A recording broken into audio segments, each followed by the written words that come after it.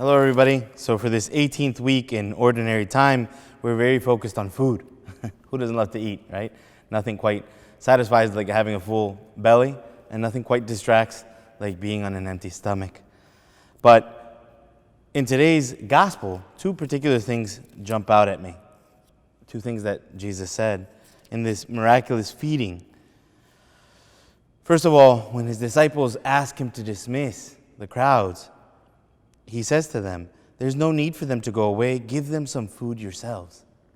Which to them obviously seems illogical and impossible. And yet there is a calling in that to his disciples. There's no need for them to go away. Feed them yourselves.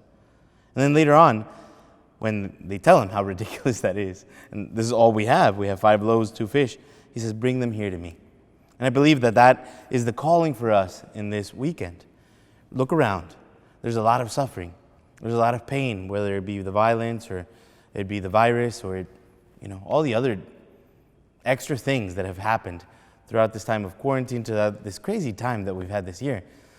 And I know many of us have been lifting up our prayers to the Lord and saying, Lord, help, what's going on? Looking to our leaders, looking to governments, to whatever. Maybe the Lord is inviting each one of us. There's no need for them to go away. Feed them yourselves. You say, well, how? What can I do? Well, first of all, our prayers, right? Reaching out to somebody, making sure that you're actively listening to somebody, giving them a good word with the Lord. If nothing else, at least letting your heart be moved with pity for the crowds as Jesus does. And of course, it will be overwhelming. It'll be too much for any of us.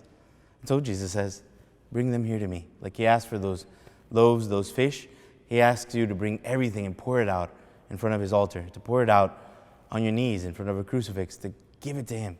Because through him, what is impossible for us becomes not only possible, becomes miraculous, and really satisfies that spiritual longing, that hunger that so many people are missing, are needing. And so, as we hear in St. Paul in that second reading, what can separate us from the love of Christ? In summation, nothing. Because as much as we are hungering for him, he is hungering and pitying us in every need that we have. So there's no need for you to look elsewhere for this food. There's no need to dismiss people and send them away. Feed them yourselves. And when it is impossible for you, bring what you have, give it to me. I'll bless it, I'll multiply it, and I'll make that miracle happen in their lives. So that's our Sunday game plan. God bless you all.